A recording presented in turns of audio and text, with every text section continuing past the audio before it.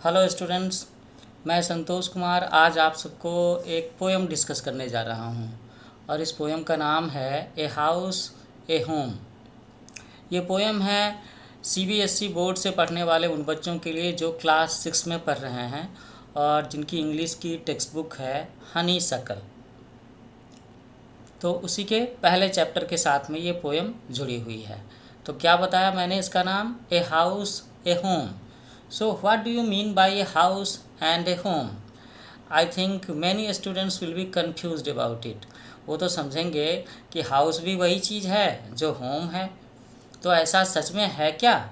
Is there no difference between a house और home? और if there are differences then what are the differences between house and home? तो यही चीज़ हम लोग पढ़ेंगे कि हाउस और होम एक ही चीज़ हैं या इन दोनों में डिफरेंस है, और अगर डिफरेंस है तो क्या है। तो मैं देख रहा हूँ कि किताब की इस पोएम में जो स्टार्ट में लिखा है कि what is the difference between a house and A home. आप चाहो तो अपने घर में बच्चों के साथ में, बड़ों के साथ में, भाई बहनों के साथ में भी एक बार इस चीज़ को डिस्कस कर सकते हो कि हाउस और होम में क्या डिफरेंस है। तो हम लोग ज़रा सा इस पोएम को स्टार्ट करते हैं। What is a house? It's brick and stone and would that hard. तो क्या कहा जा रहा है कि एक मकान कैसा होता है, क्या है? ये ईंट और पत्थरों का बना होता है और इसमें लकड़ियाँ भी होती हैं जो बड़ी सख्त होती हैं।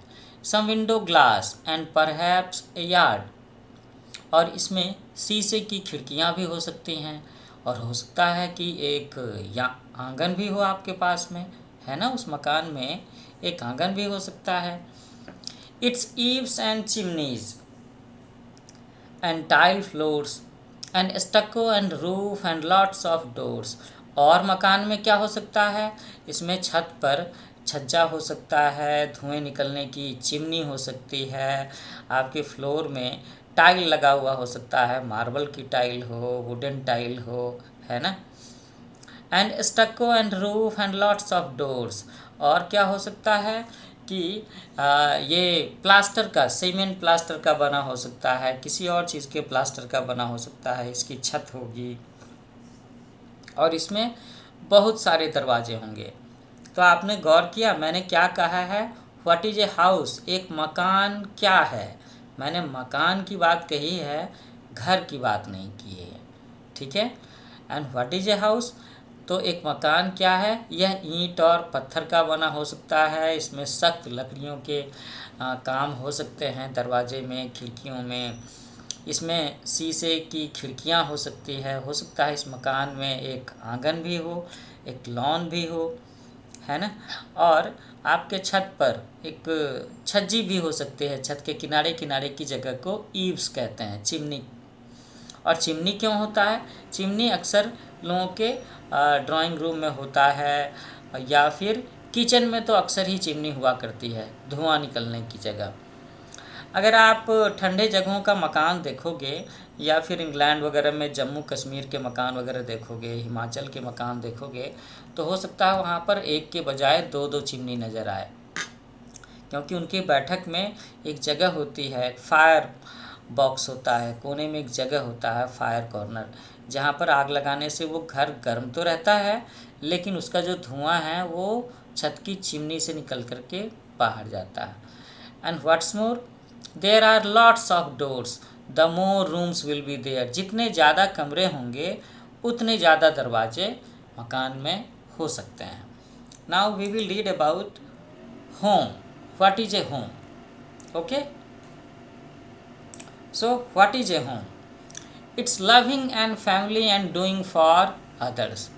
ये वो जगह होती है जहाँ पर लोग प्यार करते हैं, एक दूसरे को प्यार से रहते हैं, परिवार के लोग रहते हैं और बड़ी हंसी खुशी से दूसरों के लिए कुछ भी करने को तैयार होते हैं। It's brothers and sisters and fathers and mothers. और होम में क्या होता है? घर में वहाँ पर भाई बहन होते हैं, मम्मी पापा होते हैं, दादा दादी भी हो सकते हैं, है ना। तो परिवार के लोग आपके भाई बहन माँ पिता घर में हो सकते हैं। It's unselfish acts and kindly sharing and showing your loved ones you are always caring. तो घर में जो कुछ भी काम होता है, क्या लिखा है यहाँ पे, अनसेल्फिश एक्ट्स, है ना, ये अनसेल्फिश एक्ट्स। सेल्फिश होने का मतलब क्या है, स्वार्थी होना, जो कुछ भी करना अपने लिए करना, अपने फ़ायदे के लिए करना। उसमें ना लोग कैलकुलेशन करते हैं कि whatever I am going to do, will I get profit और loss, that is selfish act, कि मैं जो कुछ भी करूँगा मुझे फ़ायदा हो रहा है कि नहीं, ऐसा सोचते हैं। बट व्हाट अबाउट होम, लेकिन अगर आप घर में रहते हो तो घर में क्या है, घर में तो प्यार का रिश्ता होता है, मम्मी पापा के बीच में, भाई बहनों के बीच में, बच्चों का दादा दादी, बच्चों का अपने माता पिता के साथ में। तो पेरेंट्स अपने बच्चों के लिए जो कुछ भी करते हैं, दादा दादी भाई या बहन एक दूसरे के लिए जो कुछ भी घर में होम में करते हैं, that is unselfish acts, it should be unselfish. इसमें कोई स्वार्थ की बात नहीं होनी चाहिए, इसमें कोई फ़ायदा नुकसान की बात, बिजनेस की बात नहीं सोची जानी चाहिए। बस उसे ज़रूरत है कर दिया, आपकी ज़रूरत है उसने कर दिया, एक दूसरे की हेल्प की, है ना। And kindly sharing and showing your loved ones, you are always caring. आप देखो यहाँ पर क्या क्या चीज़ें लिखी हुई हैं फैमिली के लिए, शेयरिंग, है ना, caring. So these are the most beautiful words, वो हर घर में होनी चाहिए। क्या, एक दूसरे के प्रति, एक दूसरे के प्रति लविंग बिहेवियर, है ना, शेयरिंग एटीट्यूड होना चाहिए, केयरिंग एटीट्यूड होना चाहिए, है ना, एक दूसरे को प्यार करना चाहिए, चीज़ें शेयर करनी चाहिए, खुशी शेयर करनी चाहिए और एक दूसरे का ख्याल रखना चाहिए। वो होता है घर, वो होता है होम। तो अभी भी बच्चों के मन में सवाल होंगे, है ना बच्चों, क्या मैंने कहा कि यहाँ पर हम लोग बातें कर रहे हैं हाउस और होम के बारे में, है ना। तो हाउस क्या होता है, हाउस का मतलब है सिर छुपाने की जगह, शेल्टर, ठीक है। हाउस का मतलब होता है सिर छुपाने की जगह, रहने की जगह, ठीक है, जहाँ पर आप आंधी तूफान, सूरज की गर्मी से, है ना, बारिश से बचने के लिए रहते हैं।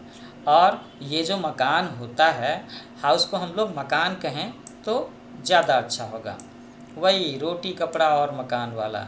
जब हम बातें कर रहे हैं ना कि लोगों की बेसिक रिक्वायरमेंट्स क्या क्या हैं, तो लोग कहते हैं ना कि रोटी कपड़ा और मकान। रोटी चाहिए भूख मिटाने के लिए, एनर्जी के लिए, कपड़े वस्त्र क्लॉथ्स वो चाहिए शरीर को ढकने के लिए, जाड़े और गर्मी बारिश से बचाने के लिए। और मकान की ज़रूरत होती है ना सिर छुपाने की जगह, धूप से बचने के लिए, पानी से बचने के लिए जगह, ठंड से बचने के लिए, आंधी तूफान से बचने के लिए। तो बात आती है कि हाउस और होम में डिफरेंस क्या होगा। तो एक मकान घर भी हो सकता है, लेकिन हर मकान घर नहीं हो सकता, है ना। एक मकान घर हो सकता है, लेकिन हर मकान घर नहीं हो सकता। वन मोर थिंग, अगर वो मकान आपका अपना है, ठीक है ना, उसकी ज़मीन उसका घर आपका अपना है और वहाँ पर रहने वाले लोग भी आपके अपने हैं, जैसे कि आपके मम्मी पापा, आपके भाई बहन, आपके दादा दादी, और उनमें बहुत ज़्यादा प्यार है, बहुत ज़्यादा अपनापन है, तो वो सिर्फ मकान नहीं है, वो घर भी है। यही कहना चाहता हूँ मैं, है ना। तो मकान कैसे बनते हैं, मकान बनते हैं ईंट से, पत्थरों से, लकड़ियों से, शीशे की खिड़कियों से, आंगन से, उसमें चिमनी होगी, छत होगा, छज्जा होगा, प्लास्टर होगा, है ना, बहुत सारे दरवाजे होंगे, खिड़कियां होंगी। लेकिन घर, एक घर में क्या होगा, एक घर में प्यार करने वाले लोग होंगे, शेयर करने वाले लोग होंगे, अनसेल्फिश लोग होंगे। वो जो कुछ भी करेंगे तो प्रॉफिट लॉस, फ़ायदे नुकसान की बात नहीं सोचेंगे, स्पॉन्टेनस, उनके मन में आएगा कि मैं भाई के लिए कुछ कर दूं, मैं बहन के लिए कुछ ये कर दूं, मैं भाई की हेल्प कर दूं, मैं अपने पिताजी की हेल्प कर दूं, मैं अपने बच्चे के लिए ये काम कर दूं उसकी खुशी के लिए। That will be A home, है ना। तो इसीलिए मैंने कहा था कि होम के बारे में जो बातें लिखी हैं उसके कीवर्ड्स क्या होंगे। It is a loving place, यहाँ पर फैमिली रहती है, ब्रदर्स रहते हैं, सिस्टर्स रहते हैं, फादर्स होंगे, मदर्स होंगे, है ना। और शेयर करते हैं लोग एक दूसरे के साथ में, और लोग एक दूसरे के प्रति अपना प्यार दिखाते हैं।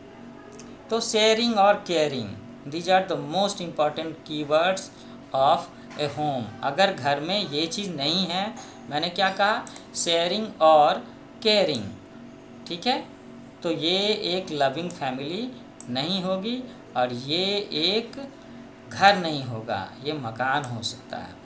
अगर ये घर है तो यहाँ पर शेयरिंग और केयरिंग की बातें होनी ही चाहिए, यहाँ पे अनसेल्फिश एक्ट्स होने चाहिए। तो बच्चों, इस पोएम के जो लेखक हैं, ऑथर हैं, उनका नाम है लॉरेन एम हाली। तो आज मैंने बहुत दिनों के बाद आपका चैप्टर डिस्कस करना शुरू किया है, लेक्चर्स रिकॉर्ड्स करना शुरू किया है।